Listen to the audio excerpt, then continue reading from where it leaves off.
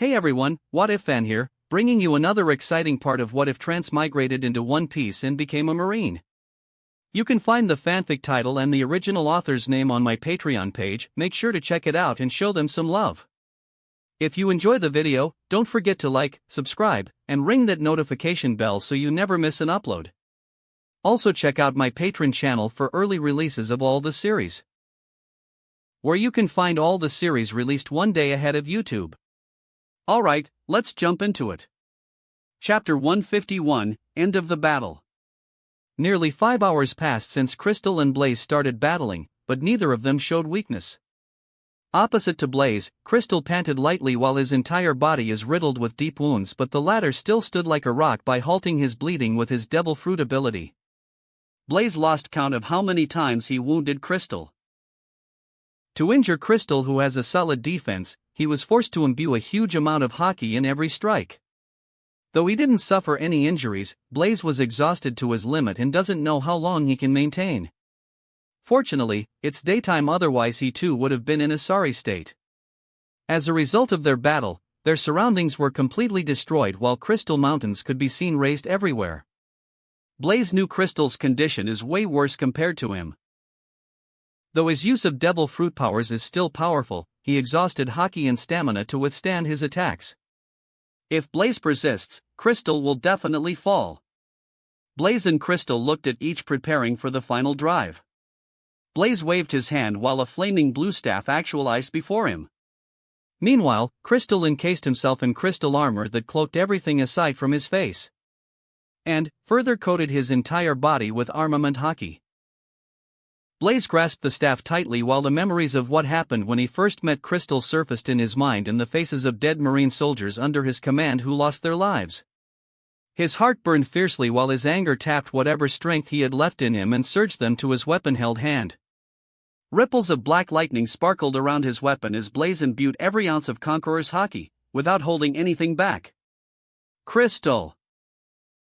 Blaze roared and sped forward while brandishing his staff. At the same time, Crystal braced for the attack and yelled, "Come," while a sword made of black crystal materialized in hand.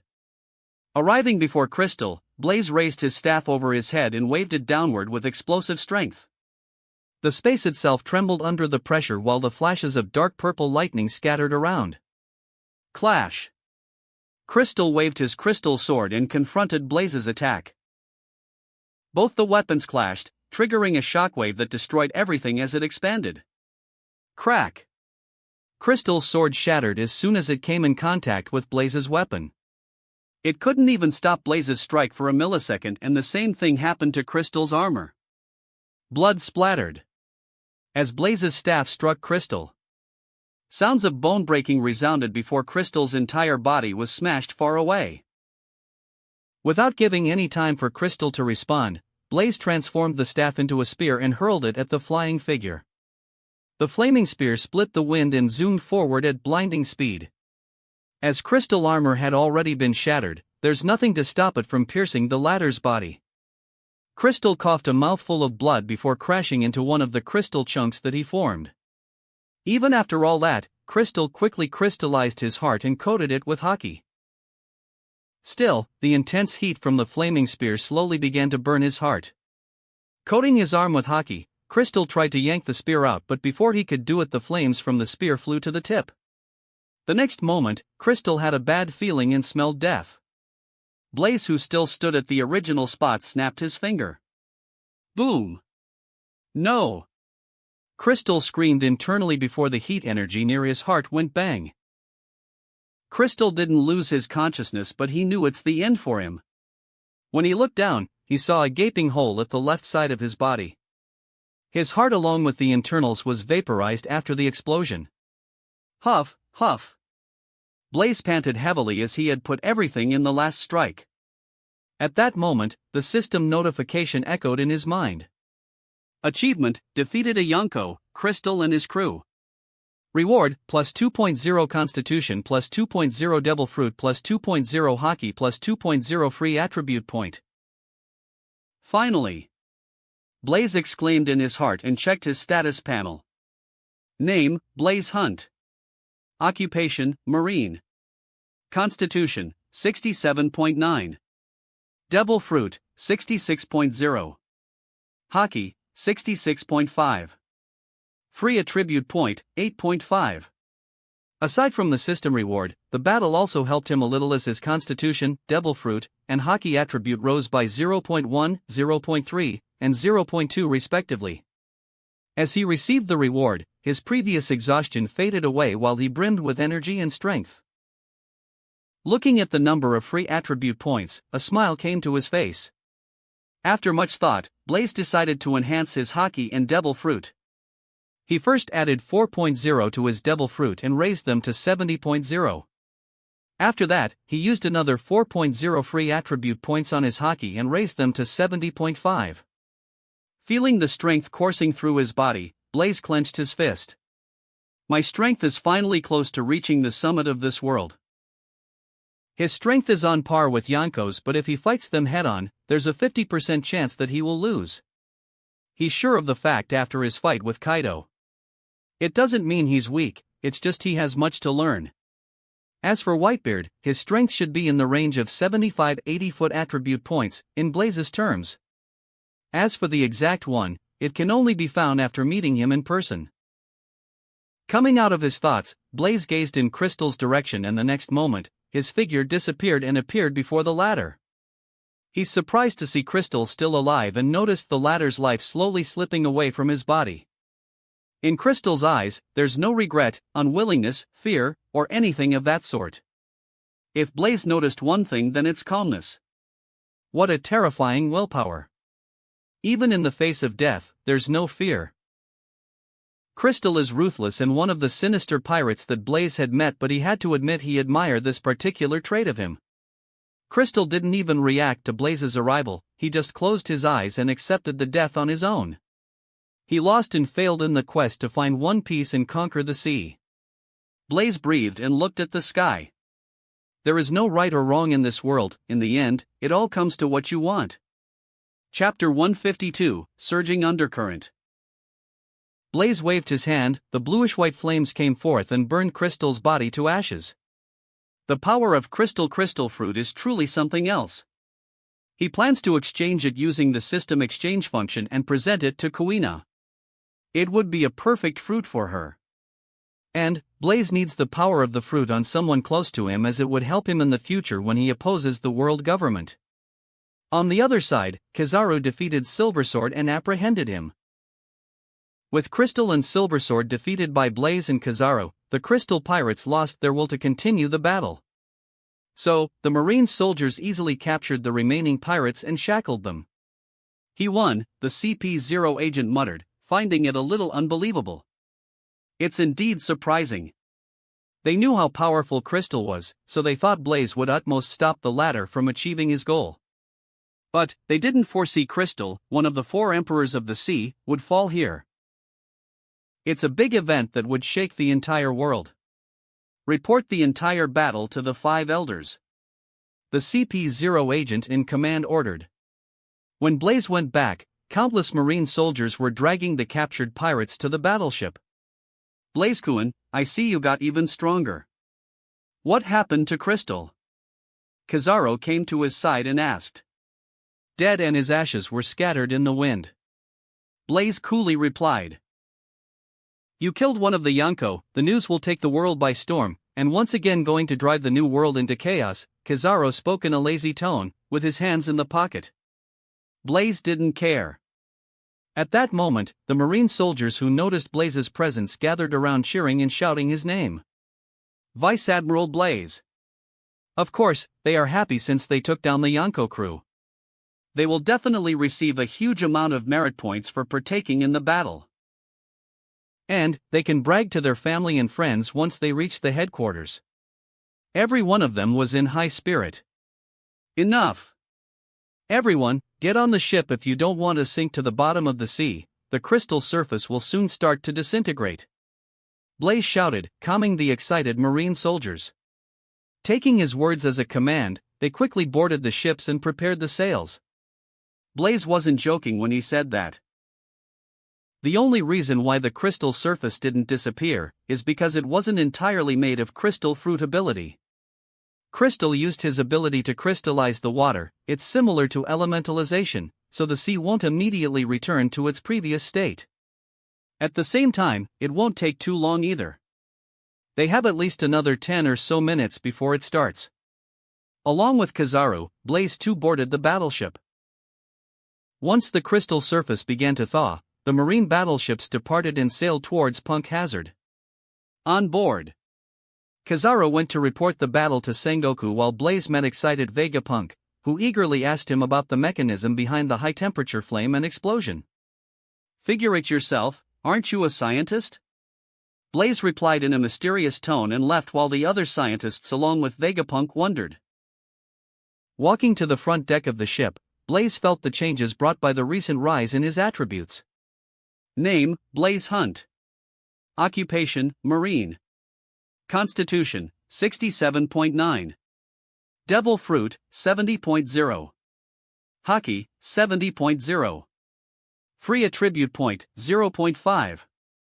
Aside from increasing his strength, there wasn't much change. Blaze thought he would awaken new ability once his Devil Fruit crossed 70 points, but he was disappointed. However, he sensed a change will happen pretty soon. If he's not wrong, it would be when his attribute hits 75 points. Marine Headquarters. Ending the call with Kizaru, Sengoku rubbed his temples in helplessness, but a smile hung on his face. Blaze Brat did it? He didn't blame him as he knew it's unavoidable. In fact, he's proud that Blaze defeated a Yonko by himself. Once the news gets out that Marines took down a Yonko, it would raise their reputation and stop countless pirates from sailing the sea. It's a good thing, but Sengoku has to prepare for what's to come. At the same time, in Room of Authority, Mary Geos. The 5 elders received rather shocking news. Crystal is dead, killed by Blaze. The break in the balance, it's something they don't want to happen. It's also why they ordered Sengoku not to eliminate the Yonko group even if they have the power to do it. It's time we take his life, since even I Am Sama expressed his thoughts. One of the elders, who has large birthmark spots on his forehead and a large white mustache, spoke. Everyone agreed. In truth, even they didn't expect I Am Sama would pay attention to some unknown person and tell them to personally take care of it. It seems they underestimated Blaze. It won't be easy as Sengoku and Garp favor him too much. If they knew, considering Garp's personality, he will definitely stand against us. Even Sengoku, too. We can't afford to fight them both, even with our strength. The tall and thin bearded old man with white hair spoke. True. We have to make him come to us. We knew everything about him, let's see if we can use any of it. The elder who holds the samurai sword with him uttered. Good. In a matter of minutes, they planned and ordered the cipher pole to come and meet them. The next day, Unkon's life is in danger and the 5 old fellows are coming for his head. Blaze escorted the Vegapunk and other scientists to Punk Hazard. Unlike in the original series, the Punk Hazard is full of life spread with trees and animals. As for the secret base, it was built at the center, concealed from the ordinary people's eye. Blaze and Kizaru didn't stay for long as they have to escort the surviving crystal pirates to Impel Down. Chapter 153, Uneasiness. As Blaze and Kizaru left the Punk Hazard, the entire world was shocked by the news. One of the Yonko, crystal pirates' demise. Once again, Blaze was at the center of attention while his name and reputation spread far and wide. In Grand Line, there's not a single person who doesn't know his name. After the battle, many acknowledged the title, the strongest Marine, befits him. Some who were doubting his strength because of how young and how short he's in the sea began to dread his strength. As Sengoku believed, Blaze's name sent fear into the hearts of pirates who knew how strong the Yonko, the crystal pirates, were. And at the same time, it pulled countless talents who admired Blaze to join the Marines. But it wasn't enough to obstruct the great age of pirates. Crystal Pirates' demise worsened the situation and directed the new world into more chaos. Onigashima, Ueno County. Kateo's eyes narrowed at the news and chugged down a large amount of wine. Screw the Crystal Pirates. I should have known he will fail, considering how weak he was. Throwing the newspaper away, Kaido once again focused on drinking. The only thing that interested him in the news is Blaze. Outside his chamber stood King and Jack. They too read the newspaper and were shocked by the Crystal Pirates' defeat. "Vice Admiral Blaze, he's too powerful," Jack uttered. "I am going to kill him the next time we meet." King burned the newspaper in his hand and coldly said. Unlike King, Jack's thoughts were different as he knew how strong Blaze is. Aside from his captain, he doubts others could take him head-on. Unknown Island, New World. Temporary hideout of red hair pirates. Shanks and Beckman sat some distance away from all the crew members who were chatting and enjoying their drink. Unbelievable. It's only been a year or so, but his strength has already reached the level of Yonko. Beckman commented, looking at the newspaper. That's the problem. His rise is too quick, and coupled with his personality, I don't know how the world government will take this. Shanks is spot on, as he knew 5 elders very well. What do you mean? Beckman asked. Nothing. I think I am worrying too much. Shanks shook his head. The same thing happened on the Whitebeard and Big Mom territories. They were shocked, not because Crystal was defeated but by Blaze's strength. They knew someone of their caliber has appeared on the sea. Goa Kingdom, East Blue. Wahaha, that brat has done it. Garp grinned widely, looking at the newspaper. Sengoku should be pleased. Grandpa, what are you reading? At that moment, Luffy ran from the shadows of the trees with Ace. Snatching the newspaper from Garp, Ace glanced at the content and was shocked to see Blaze's picture along with his feat of defeating a Yonko. Ace, what is it? Luffy asked, eagerly. Ace threw the newspaper back to Garp and spoke, nothing, just a marine defeating a pirate. Marine headquarters. Blaze returned to headquarters and went to meet Sengoku while Kizaru took the job of delivering the Crystal Pirates to Impel Down.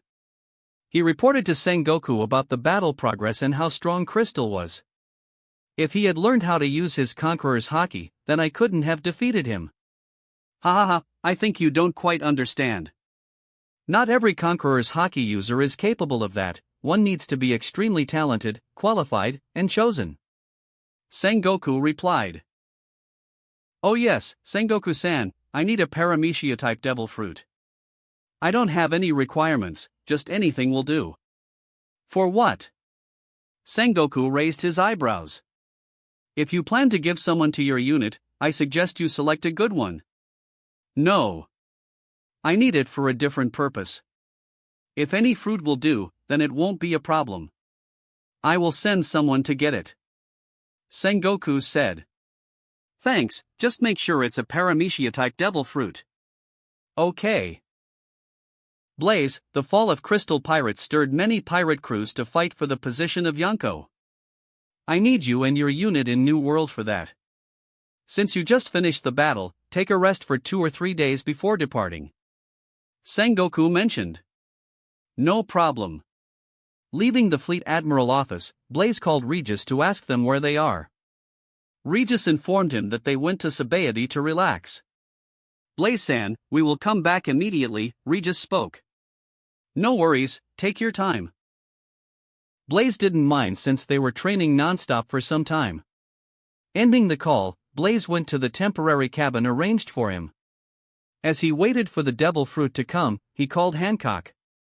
It's only been 2 days, but he already started to miss her. Hancock, did you safely reach the Amazon Lily? Blaze asked.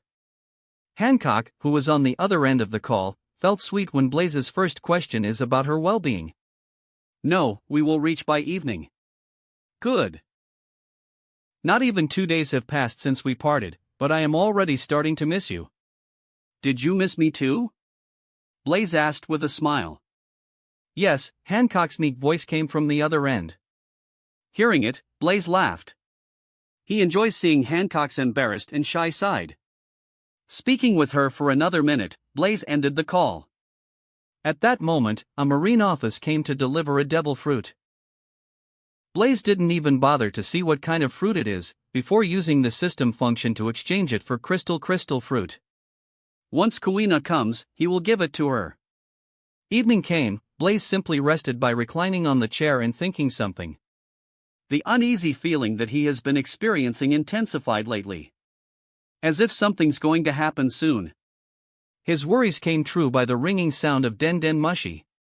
When he attended it, Regis's anxious voice came from the other side. Chapter 154, Solar Teleportation.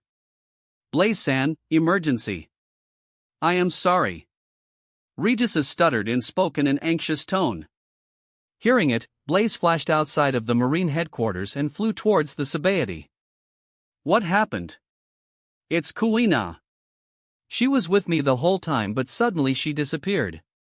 I thought she ran off somewhere and would return, but just now I received a call. Blaze-san, I have a bad feeling. Explain clearly. Blaze-san, do you remember Ari and Sia, the world noble slave that we saved? Regis asked. Yes. When I sent them home, I gave them my Den Den Mushy number in case of emergency. Just now, their mother called and said men in black suits suddenly barged into their home and took Ari and Sia. Regis paused and once again continued. Blaze-san, I think it's not a coincidence. Remain where you are, I am coming. Saying this, Blaze ended the call. Gazing at the setting sun, he took a deep breath. I may only have half an hour. His figure suddenly disappeared and reappeared a few kilometers away. It happened a few times, and in no time, his figure arrived some kilometers away from the Sabaody. How did Blaze do this? It's very simple. He used his ability to teleport through sunlight. When the sun is up, he can use the solar energy in the surroundings to shift his body within a few kilometers. Instead of saying teleportation, a right would be translocation. Unfortunately, he can't do this in battle as he still can't use them freely. He needs further practice. Locking onto Regis's heat signature, Blaze teleported next to the latter, startling him greatly. Regis looked at Blaze in shock. He just ended the call and stored the Den Den Mushy inside his robe. Was Blaze-san nearby? When did she disappear? Blaze asked, looking around. He found a trace of Kuina's heat signature in the nearby stall. Her heat signature is on the verge of disappearance. I think half an hour has passed, Regis answered. He was puzzled as to why Blaze-san was asking this question. Blaze sighed with relief. Thankfully, he arrived on time. If he had been late by a few minutes, he would have lost the heat trail. Taking a few steps, he touched the waning heat signature that's only visible to him and gave them life. The disappearing heat kindled and expanded until it reached Kuina. Spotting Kuina, Blaze let out a breath. He nearly lost her. Looking at Regis, he asked. Where's Rosinante? Find him. I will be back in a few minutes. Blaze's figure once again disappeared. At the same time, on the other side, a ship slightly larger than a caravel cruised the sea. Its speed was faster than any ship that was shown on the One Piece world. The ship didn't have any marks or Jolly Roger, it was simple and plain.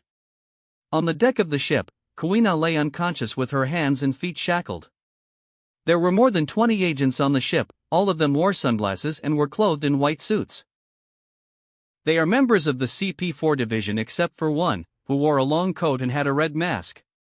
He's a CP0 member who's in charge of the operation, capturing Kuina. Suddenly, he turned and looked at Kuina. Just now, his observation Haki sensed something. As a person who's been into assassination from an early age, his senses rarely fail him. The next second, he sensed a powerful breath from the direction sun is setting. When he looked over, he noticed a shadow in the distance with his extraordinary eyesight that's kilometers away from him. Oh no! The next moment, Blaze's figure appeared before him. His marine coat fluttered in the breeze, but what caught the CP0 agent's attention is the rage burning in the latter's eyes. The CP4 agents reacted, but before they could do anything their bodies caught fire and burned. All of them screamed in agonizing pain, feeling their skin and muscles melting slowly. Without wasting any time, all of them jumped onto the sea, but to their shock, the flames didn't die, they still burned. In a few seconds, they died with their bodies burned to crisp. The CP0 agent took a step back facing Blaze. he felt nothing but an overwhelming sense of powerlessness. For the first time in his life, he felt fear. Considering his status and strength, it's indeed something that he never experienced. From the corner of his eye, he glimpsed Kuina's figure. He knew his only chance of survival is to take Kuina hostage. Though he wasn't strongest among the group, with his strength he should be able to achieve it. Pity, he doesn't know Blaze has future sight. Before him, any kind of trick is useless. Before the CP0 agent could make his move, Blaze's figure flashed past him, and with the sword made of solar energy, the former's head was lopped off his neck. If he had tried to fight Blaze head-on, he could have survived 2 or 3 strikes, but unfortunately, he chose the wrong path. Since you guys made the move, I hope you are prepared for the consequences, Blaze muttered and gazed at the red line in front of him. What infuriates him to the extreme is their attempt to harm the ones close to him, just to lure him. Grabbing Kuina, Blaze leaped off the ship and flashed towards Sabaody. He rescued Kuina, but he can't do the same to Ari and Sia as they are far away from him. Furthermore, the sun will set in a few minutes. If he wants to free them, his only option is to confront the world government. And that's what he plans to do. He's going to raze the Mary Geos to the ground. Chapter 155, Mary Geos. Blaze returned to Sabaody carrying Kuina on his shoulder. Regis and Rosinante let out a sigh of relief when they saw Kuina. Handing the unconscious Kuina to Regis, Blaze took out the Den Mushi and called Fleet Admiral Sengoku. When the latter attended the call, Blaze recounted everything that happened. He didn't call Sengoku for his help but to hear his opinion. Sengoku-san, what do you think I should do? Blaze asked. Blaze, listen to me. Since Kuina is safe, let the matter rest. Sengoku rubbed his temples in frustration and anger. He didn't expect the world government will make a move on Blaze. I can't. Ari and Sia are also human beings. Furthermore, they aren't captured because they are world noble slaves, they were abducted because of me. If I don't do something, the guilt itself will kill me. Actually, I don't understand why do we have to listen to their bullshit. We, the Marines, are not some world government dogs, we are here to protect the people. Sengoku-san, even if it cost my life, I am going to do something about it. It doesn't matter whether you support me or not. If something happens to me, just take care of Kuina and Regis. Saying this, Blaze ended the call. On the other side, Sengoku smashed the table in front of him to bits and called the world government's commander-in-chief, Kong. Kong-san, what's happening? Why did it come to this? Sengoku inquired in an indignant tone. Sengoku, you should know what this means? Blaze is someone they can't let get strong anymore. He's different from us and considers the world government as a thorn in his eyes. But, he didn't do anything wrong. Yes. But can you confirm the same for the future? With his strength, he will definitely climb to your position. What happens then, will he still listen to the orders? I don't think so. Kong patiently explained. In truth, he also admires Blaze and his sense of justice. At that same time, he could envision what would happen when the latter becomes Fleet Admiral. The world government won't allow someone like Blaze to command the Marines. It would be pure destruction. Stifling his anger, Sengoku spoke. What if I decide to support Blaze in his action? You are free to do so. But you of all people should understand what that means and how it would affect the world. Kong calmly responded. Sengoku gritted his teeth and punched the wall that shook the entire Marine headquarters base, alarming countless officers in the building. Sengoku-san, what happened? Akiji arrived the next second and asked. He's the only admiral in the headquarters and sensed the source of tremor is from the Fleet Admiral office. Sengoku ended the call with Kong and faced Kuzan. Sighing, he narrated the entire thing to Kuzan and asked his view. Hearing it, Kuzan was rendered speechless. He had the same doubts as Blaze of Marine's way of doing things. The only difference is, he kept it in his heart while Blaze asked it aloud. He doesn't know how to react to the situation. In fact, he thought it suicide even for Blaze. Confronting world government, who in the right mind would do so? Do you want me to support Blaze? Kuzan asked seriously. Don't be ridiculous. Do you know how many people will die if we support him? I don't want to start a war. If possible, try to convince him. Sengoku said. I don't think it's possible. I know. Thankfully, Garp isn't here, otherwise, I don't know what would have happened. Make sure he doesn't know anything. Yes. Room of Authority, Mary Geos. I don't know how he discovered that girl Kuina so soon. Furthermore, he effortlessly killed everyone on the ship. It seems we still underestimate his power. The elder with the scar on the left side of his face spoke. We still don't know what devil fruit he has eaten to date. Another elder commented. The plan A has failed. Will he come to rescue the two slaves Eri and Sia? Or should we send someone to capture Boa Hancock as he loves her dearly? The elder with the birthmark on his forehead asked. They can't turn back now since they offended Blaze to the point of no return. If they let Blaze roam free, who knows what might happen? There's no need to worry. Considering his personality, he will definitely come. Sabayati. How did I get here? I thought I was abducted by a bunch of men in the white suit. Kuina asked, scanning her surrounding. You were. Thankfully, Blaze saw rescued you on time. Regis then recounted everything to Kuina. World government? Kuina clenched her fist and looked at Blaze. Blaze-san, I am sorry. It's because I'm weak. Don't worry about it. Blaze waved his hand and took out the crystal fruit that he stored inside his robe. He then gave it to Kuina. Kuina, it's for you. Blaze-san, what devil fruit is this? Kuina asked, holding the fruit in her hand. It's the crystal fruit. Blaze replied. What? Regis, Kuina, and Rosinante exclaimed. They knew how overpowering the fruit is, as they experienced its power themselves. Without thinking much, Kuina ate the devil fruit. She didn't care about the consequences of losing the ability to swim as she knew the importance of the fruit. Blaze then told them his next course of the plan, attacking Mary Geos. As soon as he told them his plan, Regis and Rosinante expressed their thoughts. Blaze-san, we will come with you. No. I need you guys to rescue Eri and Sia as I distract everyone with my attacks. Once you do that, escape and don't wait for me. Make sure your identities aren't exposed. Blaze spoke. Okay?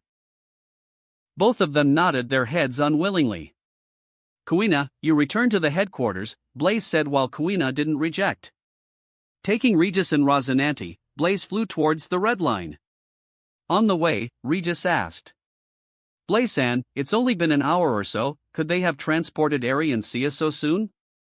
You are underestimating the world government too much. As soon as I rescued Kuina, they would have initiated their next plan.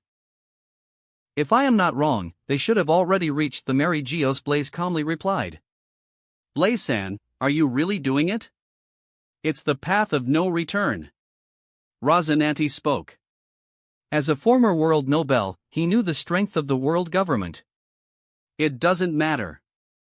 I knew it would come to this one day and I am prepared for it. Rosinante, as soon as we separate, you lead the way since you knew this place well. Blaze told Rosinante. I don't remember much but I will try my best. It didn't take long for Blaze to reach the top of Red Line as sun hasn't set yet. Dropping Regis and Rosinante somewhere away, Blaze flew above the Mary Geos.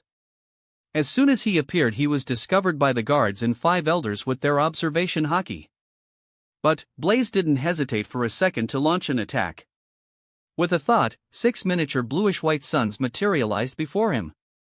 Clenched his fist, he punched.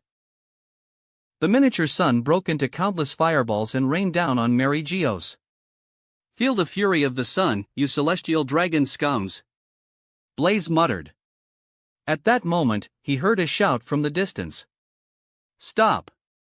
The 5 elders rushed towards him but on a midway, they were horrified to see Blaze's attack.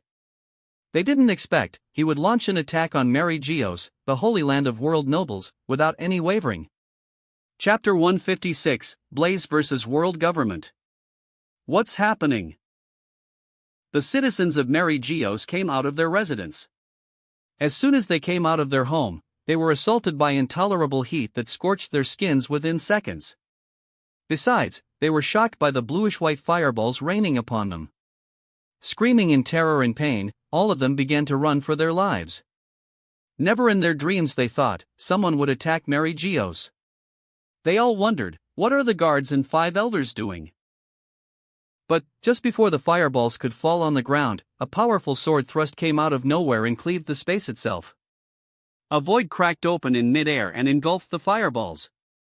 The fireballs plunged into the opened expanse and disappeared from view. Even so, some of the fireballs escaped under Blaze's control and found their target. As soon as they touched the ground, boom, it triggered a devastating explosion that incinerated everything in its path. The destruction and the shockwave itself killed countless world nobles before they could comprehend what's happening. In Blaze's mind, a notification sounded. He completed an achievement. Achievement complete: kill or punch a celestial dragon. Reward, plus 2.0 free attribute point. With the reward, his attribute points were increased to 2.5. Since he's facing the world government, Blaze didn't hesitate to use all his free attribute points and raised his constitution attribute to 70.4.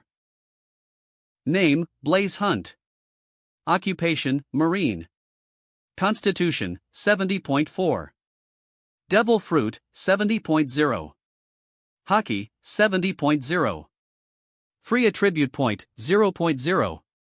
Just as Blaze closed his status panel, the 5 elder appeared before him with rage apparent on their faces. I have finally seen your hypocritical faces. What are you angry about? Since you decided to hurt someone on my side, you should have prepared for my retaliation. Blaze ridiculed.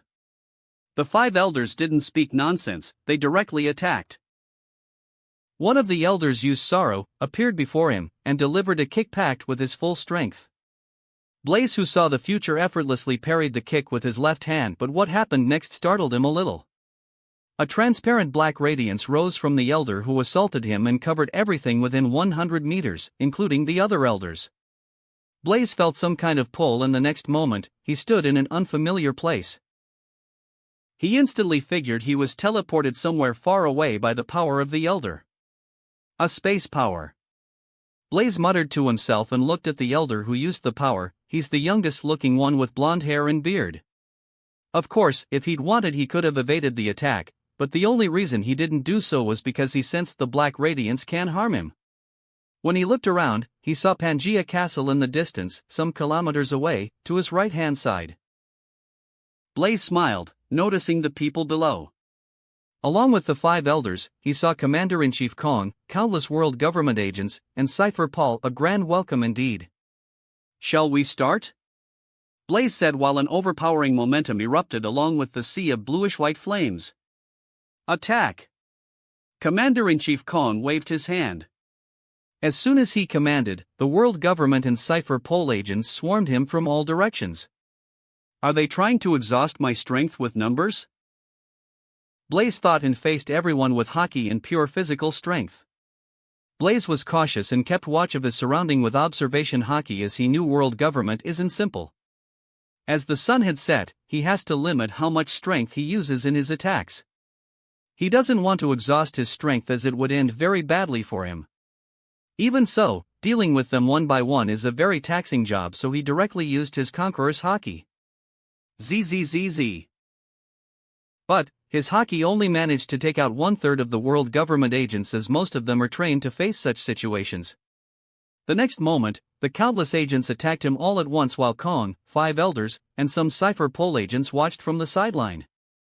You guys are getting on my nerves. Blaze clenched his fist, coated them with hockey, and punched. Bang! His fist triggered an air pressure along with terrifying heat that crushed and incinerated everything around him. Countless agents were thrown in the air, some were killed struck directly by his fist, while some were burned to ashes. In the end, only a few remained. Suddenly, out of nowhere, a CP0 agent appeared before him and tried to grasp his hand. Sensing danger and seeing the future, Blaze leaped and decided to widen the gap between him. But he was shocked to find the CP0 agent's reaction is faster than him as the latter shadowed him easily. With no choice, Blaze blocked the latter's attack by coating his entire arm with hockey. At the same time, he opened his mouth and breathed flames that roared forward with terrifying momentum. In such close range, evading is impossible. But the CP0 agent disappeared and appeared behind him. This time, Blaze couldn't evade the latter's hand from grasping his neck. Out of nowhere, a tremendous force attacked his consciousness. Blaze felt as if his soul was struck by countless needles. It was so powerful that screamed in pain before his conqueror's hockey erupted on his own and blasted the agent far away. But that short time frame is enough to change the outcome of the battle of this caliber. The 5 elders who were waiting for this opportunity attacked. The elder with a long beard appeared before Blaze when he was in trance and pierced his heart. As soon as Blaze came out of his trance, he sent a kick to the elder's head. But the latter calmly avoided and retreated to the other elder's side. Blood dripped from Blaze's chest, but the wound healed at the speed visible to the naked eye. Even so, he wasn't happy as he knew something doesn't add up. The 5 elder aren't fools. Since they planned such an attack, there has to be a reason, and Blaze wasn't stupid enough to believe it was to pierce his heart. With their intelligence, they naturally knew everything about his powers. So is his ability to heal from even severe injuries. If they knew everything, why did they execute such an unwise blow? What Blaze doesn't know is, the 5 elders are the most bewildered ones. They thought Blaze would be weakened by now, but why did he seem completely fine without any sign of sluggishness? They are wondering not because they pierced Blaze's heart, but because the elder who pierced his heart implanted multiple sea stone scarps inside the latter's body. But they didn't expect Blaze would look completely fine even with sea stones in his body. Unfortunately, they don't know even though sea stone will deprive Blaze of his devil fruit powers, it won't weaken him as the devil fruit came from the system. How are you still fine? The elder with the birthmark on his forehead asked, unable to contain their curiosity.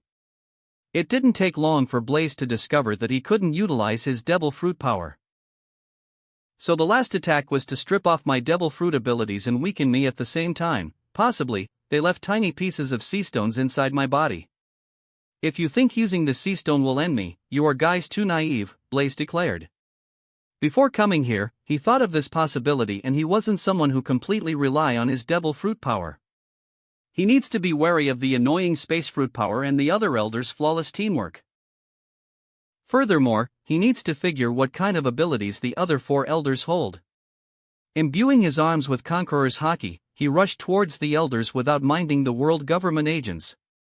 But before he could reach them, a figure interrupted him midway, the former fleet admiral of the Marines, Kong. Kong-san, are you sure you want to do this? Blaze asked in a calm tone. From where I stand, it's inevitable and you knew it, Kong replied. So be it. Blaze's face turned cold and he attacked the latter without a shred of hesitation. Kong met Blaze's punch that imbued with Conqueror's hockey with nothing but armament hockey and stood still like a mountain. That's how refined his hockey is. The next moment, Kong's figure transformed into a huge gorilla that had a body full of silver hair. Balling his enormous left hand, he smashed at Blaze. Blaze attempted to stop the attack by crossing both his hockey-coated arms, but the power behind the strike flung him far away. His figure crashed into the huge rock and slid to the ground. What a monstrous power! Wiping the blood at the corner of his lips, Blaze stood to his feet. If he hadn't improved his physique to 70 points, the blow would have injured him heavily. Blaze heard about Kong's power. He had eaten an ancient Zoan fruit, monkey fruit model, King Kong. Time to get serious. Blaze muttered. Sorrow. His figure disappeared and appeared before Kong the next second. Before the latter could react, a punch imbued with Conqueror's hockey struck his stomach and sent him flying away. Trying to show off your power, to me you're just another old fogey. Blaze ridiculed. Knowing Blaze can't be defeated by Kong alone, the 5 elders along with Cypher Pole agents joined the battle. Just like that, the battle of generations started between Blaze and the world government. Unfortunately, no one would come to know of this heroic battle of a single being facing the entire world government. Chapter 157, I Will Be Back. 5 hours passed since the battle between Blaze and the world government has begun. It was intense and destructive. If the battle had happened somewhere other than Red Line, it would have wiped out the entire island. Schluck! The elder with the samurai sword flashed before Blaze and drove his sword to the heart. Though Blaze had seen the future, he's in no shape to dodge the attack. So, he used the opportunity to seize the latter by his neck and punched him multiple times in the face, with his right fist that's imbued with Conqueror's Haki. Even though the samurai sword-wielding elder defended with armament Haki, Blaze's punch disfigured the elder's face, broke his facial bones, and shattered his teeth. Throwing the elder like a rag, Blaze faced the incoming punch of Kong with his own, but the power behind the attack shoved him back a few meters. The 5 elders and commander-in-chief didn't pursue him but instead once again regrouped. They gazed at blood-covered Blaze in wonder. He's as strong as a Yonko. If we hadn't deprived his devil fruit power, it would have been more troublesome. The elder with the birthmark on his forehead spoke. True. However, what astonishes me is his ability to heal from his injuries instantly. I thought it's his devil fruit ability, but it seems like it comes from his physique. A long beard, elder state. He's more annoying than Kaido. If we had let him grow, he would have become a threat. Fortunately, we acted fast. It doesn't matter anymore as he's at the end of his line. His injuries had long stopped healing. As the elders discussed among themselves, Kong stood somewhere away from them looking at Blaze. He had witnessed and experienced many things over countless years, but he hadn't seen someone as terrifying as Blaze. He saw how Blaze single-handedly took out the world government agents one by one and finally began to target them. Every single one of them on the battlefield is injured by the latter, even the 5 elders suffered under his hand. He had seen how Blaze's strength improved as he battled them. His question is, what if the other party had support? Kong couldn't predict the outcome. It somewhat disturbed him. Meanwhile, Blaze looked at his body that's drenched in his own blood. The last attack of the elder completely damaged his heart and touched his left eye that's destroyed by one of the elders. Though he was super strong, he's a human being at the end of the day. Facing multiple figures of Yonko caliber, he couldn't maintain his powerful state. Moreover, he finally couldn't suppress the tearing pain that he has been feeling from all over the body, suffered from countless injuries and sword cuts. Weakness assaulted him while he felt dizzy. It took all of his willpower just to stay conscious. The effect of exhausting his Haki to the limit and overdrawing his life force to heal the injuries again and again. Even so, he stood tall with his back straight without minding the heartbeat that's quieting down by every passing minute or his severe injuries. Blaze could feel his life slipping away from him little by little. But, he was feeling happy and felt like laughing aloud, as in his heart he didn't regret anything he had done. The time may be short, but he enjoyed life in the One Piece world to its fullest and even fought countless strong figures. He accomplished what he missed from his previous boring life. Death doesn't fear him. His only regret is, he couldn't say goodbyes to his loved one and the one he cares about. Countless figures that he met in the One Piece world flashed before his eyes. Especially Hancock. He finally loves someone but regrets that he couldn't spend time with her. True, he's impulsive and a little arrogant, but the battle with world government is inevitable. Since they decided to eliminate him, nothing would have stopped them from achieving it. If he hadn't come here today, they would have resorted to more vicious methods. He doesn't want to see the ones he cares about losing their lives in the process. Finally, everything comes to one thing: he's not strong enough. Far away, unknown to Blaze, 4 figures were watching the battle. They are none other than Regis, Rosinante, Eri, and Sia. After successfully rescuing Eri and Sia from the agents, they came to see the battle. Seeing Blaze's sorry figure, tears poured from their eyes. Blaze-san. If not for us, Marine-san wouldn't be in this situation, Eri and Sia said in sadness. Don't feel guilty. The ones in the wrong are the world government. They decided to eliminate Blaze-san, so they will use any method to use against him. Rosinante comforted him and spoke to Regis. Regis, we should leave. If we stay any longer, someone will discover us. 5 minutes. Regis stated while Rosinante sighed. Laughing a little, Blaze gazed at Kong and the 5 elders. What are you all doing standing there? I am still alive, you know. Not for long. Your heartbeat is barely beating, once per minute. It won't be long before you die. One of the elders calmly stated. They don't want to experience the same thing that happened to the samurai sword-wielding elder. Look at him, his entire face is smashed to pulp. It will take at least 1 month for him to heal from such injuries. Facing someone of Blaze's caliber who's on the verge of death is a wrong move. Since he's dying on his own, there's no need for them to stay in their hands. Pity, I thought I would at least bring one of you to death with me. Blaze chuckled and thought, so this is it for me, huh? Closing his eyes, Blaze relished the last moment of his life. Just as he thought this is the end, the system notification sounded in his mind. While a translucent screen emerged before him with a row of text. System notification. Initiating the one-time emergency protocol gifted by God. Reason, the host's life force is on brink of fading away. Establishing random teleportation, coordinates marked.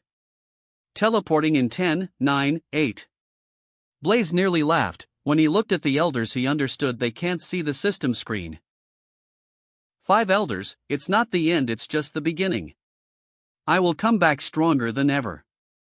The next time we meet, it will be the end of all of you. Saying this, Blaze laughed aloud. His words sent the 5 elders in bewilderment. But what happened next shocked them to the core. Blaze's entire figure vanished from the spot without any sign. Where is he? One of the elders asked the blonde elder who has the space power. I don't know. He shook his head as he couldn't sense even with his space power. Did someone help him? But I don't sense anyone within a few kilometers radius. It doesn't matter. He's already on the brink of death, no one can save him. He's doomed to die. The elder with the scar on the left side of his face spoke. True. Let's go. Blaze-san disappeared? He didn't die. Regis exclaimed with his fist clenched. Let's go. I can't hold on much longer. Rosinante spoke. He has been constantly using his devil fruit to avoid the observation haki of others from spotting them. He can only hold on for another 15 or so minutes. If they didn't leave, they will be discovered. Okay. Chapter 158, Whale Island. Snake Beach Forest. A little boy around 7 or 8 years old could be seen digging a giant hole. He was dressed in a green shirt and green short shorts. He's none other than Gon, who's digging the hole to bury the fox bear that Kite had killed yesterday to save him. After shoveling, he tried his best to push the mother bear into the hole but to no avail. Seeing his struggle, Kite came forward to help him. They both finally managed to push the mother bear into the hole. Gon then sealed the pit with sand and planted a cross symbol made of wood above the grave with a bunch of flowers. My name is Kite. I am a hunter. Kite introduced himself to Gon. They then went fishing to feed the child fox bear while Kite explained what a hunter is. He then asked Gon about his father, to which Gon replied. I only know his name, Jing Freaks. Looking at Gon's back, Kite told him the truth that Mito concealed from him. Your father is still alive and he's my teacher. He's one of the best hunters in the world. Just as they were discussing, Gon's nose twitched a few times before he uttered aloud. There's a smell of blood. He then rushed in that direction. Blood? Kite frowned, but he still followed Gon. After 2 minutes of running, they came across a bloodied figure who lay unconscious on the ground. It's none other than Blaze, who lost his consciousness and was teleported here by the system. Looking at the degree of injuries, Kite's hand went to the sword sheath hung around his waist, but he relaxed when he failed to sense anyone nearby. Who would injure a person to this extent? He's barely alive. Gon checked Blaze's pulse and spoke. As a skilled hunter, Kite could tell the injuries on the person came from multiple sources. He finds it astonishing that he's still alive with such deep wounds. I don't sense Nen on his body, but how did he suddenly appear here? Checking his pulse, Kite frowned. Gone, he's not breathing. No. When I touched him, I felt the heartbeat. It was faint and weak, but it's true. Gon shook his head. Can't you do something? He's dying. Trusting Gon's words, Kite placed his hand on Blaze's chest to check again. After 40 seconds, he indeed felt the heartbeat. Unbelievable. His heart is beating even though it was pierced by a sword. His will is strong, he refuses to die. Can we get him to the hospital? Gon asked. I don't think he will be alive for that long. Let me try something. Kite spoke and used his Nin as a healing element so that Blaze would be alive until they get him to the hospital. But something Kite didn't expect happened. As soon as he projected his aura into Blaze's body, his Nin was completely absorbed by the other party. Kite didn't stop but continued to pour his Nin into Blaze, even though he was shocked by what's happening. The high-quality life energy absorbed by Blaze's Senju constitution began to heal his heart little by little. In no time, Blaze's heart was completely healed and began to thump at a normal pace. Wonderful. What did you do, Kite? His heart is beating again. His life isn't at risk anymore. Shall we take him to the hospital now? Wait. He's regaining his consciousness. Kite told while his entire body went on high alert. His senses tell him the man is extremely dangerous even though he didn't even possess none. Blaze opened his right eye, but the next moment he grimaced as his entire body ached while the tearing pain once again assaulted him. He then looked around but was shocked to see the face of Gon and Kite. Don't tell me the system teleported me to the Hunter x Hunter world? Touching his left eye that pained him more than anything else, Blaze sat up. Sensing his struggle, Gon came to his support and asked, Mister, are you all right? I am fine. Thanks for saving me. Blaze replied while feeling the mysterious energy coursing through his body. Is this none? It saved my life. Who are you? How did you appear here? Kite asked. My name's Blaze. I come from a faraway place. Do you know where I am? Blaze asked even though he knows the answer. Snake Beach Forest, Whale Island. Gon replied. Oh. I didn't get your name? Blaze asked, checking the severity of his injuries. I'm Gon. He's Kite. Your injuries are serious, let's go to the hospital. Can you walk? Gon asked. No, I am fine. I just need food to replenish my energy, then I will heal on my own. Really? Then I will go and get some food along with some bandages for your wounds. Saying this, Gon went to get the supplies. As Gon left, Blaze gazed at Kite and asked. Thanks for saving me. Is it Nan? Yes, Kite kept his reply short, but he still hadn't relaxed his vigilance. Seeing this, Blaze chuckled, you don't have to be on guard against me? I won't bite. Sensing no malice from Blaze, Kite loosened up a little. Meanwhile, Blaze sent his thoughts into the system.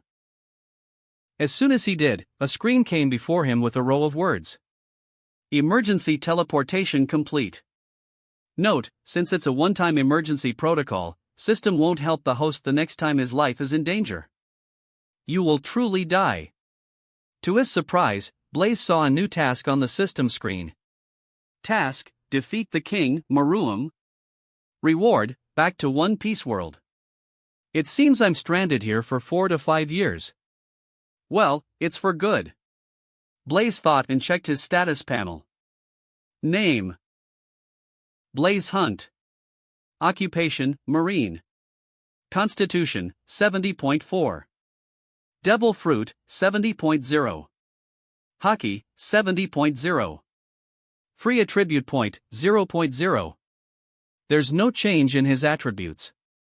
Meaning, he can use his Hockey and Devil Fruit powers without any problem. But if he wants to use his Devil Fruit power, he needs to remove the sea stone scarps inside his body. Chapter 159, Nin. There was silence between Blaze and Kite. As Kite appeared stern and stoic, Blaze found it hard to have a conversation with him.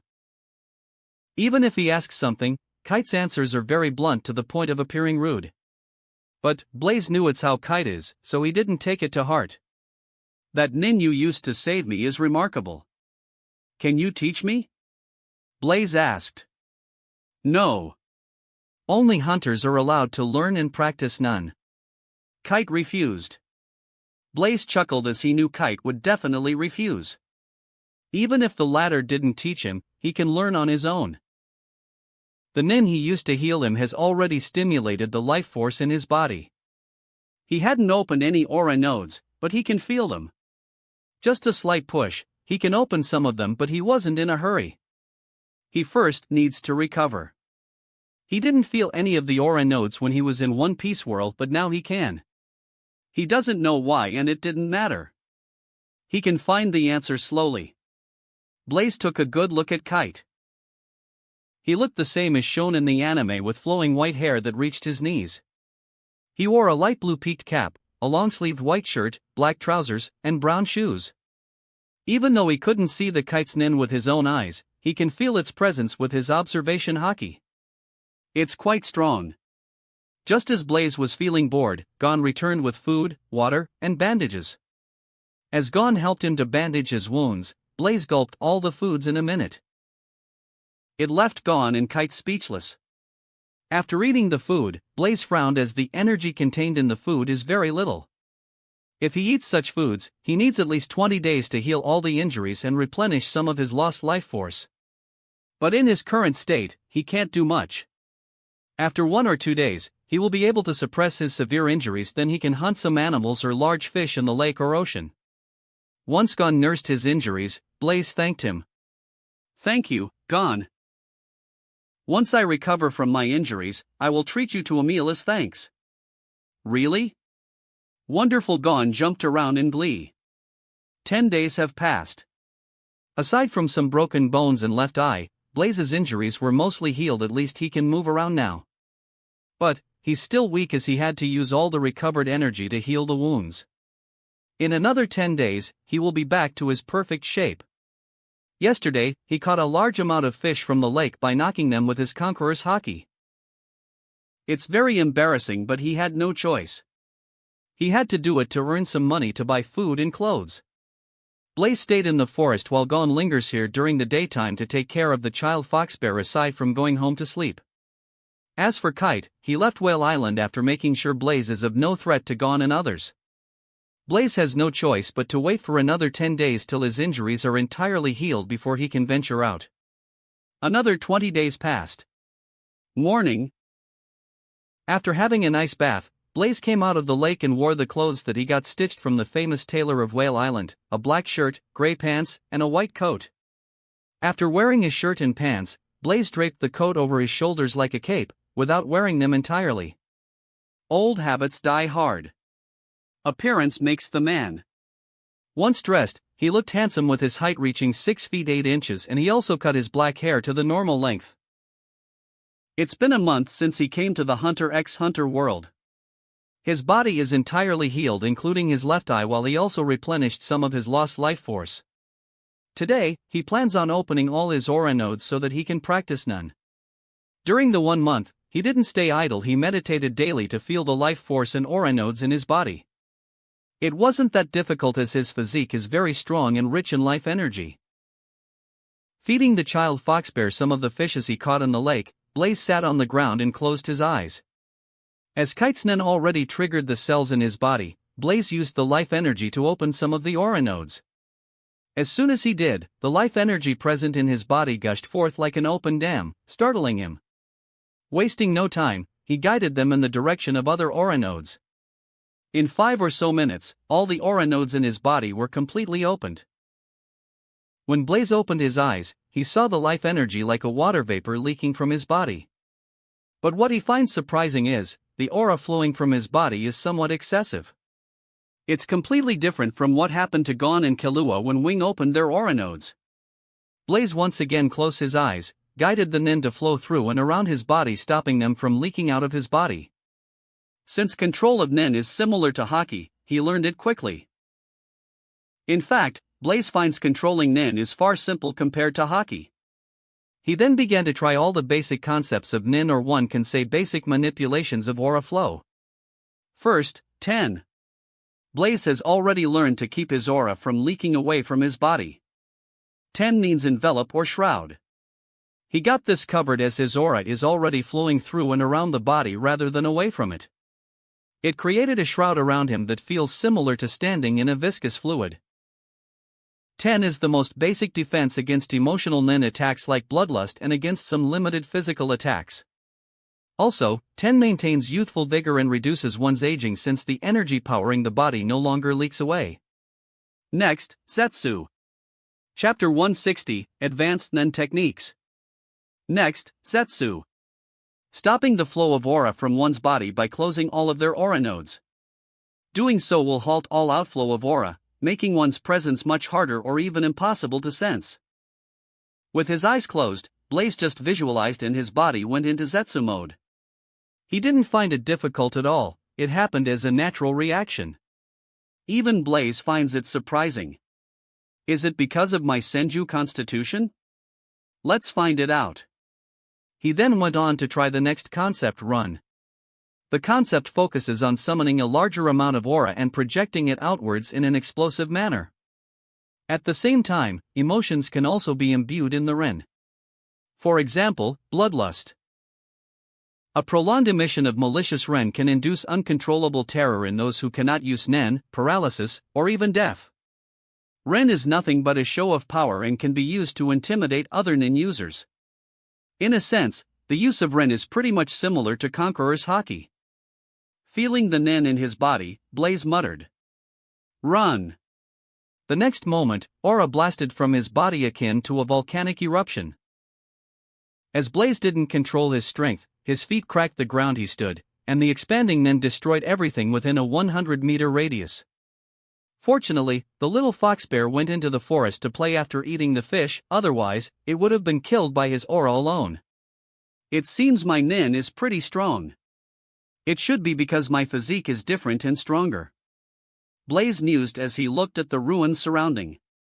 Next, let's find what my aura type is.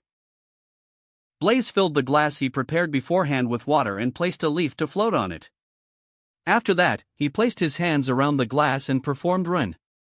This time restrained his Nen. Still, as soon as he projected his aura, the quantity of the water increased in a fraction of a second, and the glass shattered into pieces the next moment. Fu****. Blaze nearly cursed as he didn't expect the glass would explode even after he limited his Nun. As expected, I am an enhancer. Let's try the advanced Nen concepts. First, Gyo. An advanced application of Nen, in which one concentrates the aura into a specific body part, hands, legs, eyes, etc. Blaze first focused his aura on his eyes, then he tried it on his hands and legs. He was able to focus them in an instant without any problem, as it is similar to hockey. What's more, he was able to increase or lower the amount of aura he focuses on with a thought as he would do with his hockey. It's another advanced application concentrating aura into one particular body part. Next is Ken, a pure defensive technique to guard against attacks from any direction, an advanced version of the basic Ten and Rin techniques. The amount of aura surrounding the user's body during Ken is about 10 times higher than during Ten. Ken is similar to armament hockey.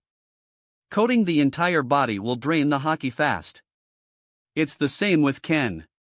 Next, Ryu. Ryu is redistributing one's aura according to the situation or need.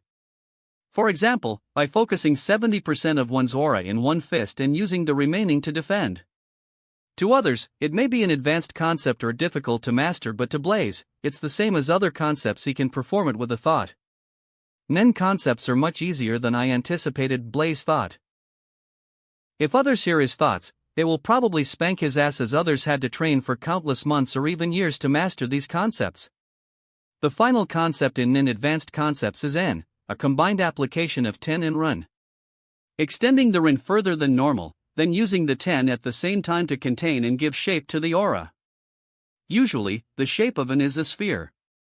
Using En, one can feel the shape and movement of anything within the area covered by the aura. Those who master An are typically able to extend it to a circle with a 50-meter radius. There are exceptions. Zeno Zoldyck can extend his An up to a radius of 300 meters. Another example is Neferpitou, who has an irregularly shaped N and can extend up to 2 kilometers like a wisp. But this technique is extremely tiring and drains one's N faster. As for Blaze, his N extended up to 400 meters. He was surprised by the outcome because it's not his complete strength as his physique hasn't fully recovered. It seems I am going to enjoy my time here. Blaze smiled a little. Even though everything went well, he knew he needs training and constant practice to improve his Nun. Just as Blaze finished testing the Nan concept, his observation Haki sensed Gon's aura approaching his direction. After a minute, Gon's figure came into the view. His pure and innocent eyes glistened while he looked lively and energetic. Blaze, shall we start? Gon asked, arriving before him. Blaze chuckled, glancing at his eager eyes. After Kite's departure and learning the truth about his father, Jing, Gon is determined to become a hunter. That's when Blaze suggested he should learn some martial techniques. So for the last few days, he has been teaching Gon the Rokushiki martial techniques, Saro and Kami. As Gon is naturally agile and possesses springy muscles, these two techniques are most suitable for him. Above everything else, the potential he is gifted with is extremely amazing. As he was able to learn Saro and Kami basics in short 10 days. Let's start. Blaze gestured for Gon to start. Taking a deep breath, Gon muttered, Saro. His form disappeared for a second, but as he wasn't proficient in it, his body was exposed the next second. He used Sara for a minute before stopping. Since he's just 8 years old, his stamina is limited. Blaze commented. Good. You grasped the basics but need further practice. As for Kami, it varies from person to person based on one's flexibility and movements. So Blaze just taught him the idea and let Gon practice on his own. Okay, Gon, I will be leaving the Whale Island tomorrow as I have other things to do, Blaze said. You are leaving? When will you come back? Gon looked disappointed. Don't worry, I will come back in a few months. Blaze comforted. He had to leave the Whale Island to explore the other region of the hunter world, and at the same time, he needs worthy opponents to sharpen his nin skills. That wraps up this part of What If Transmigrated into One Piece and became a Marine. Thanks so much for listening.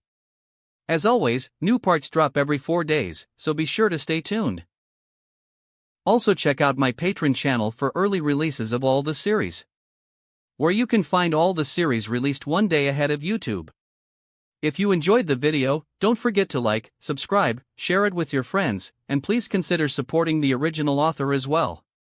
See you in the next one.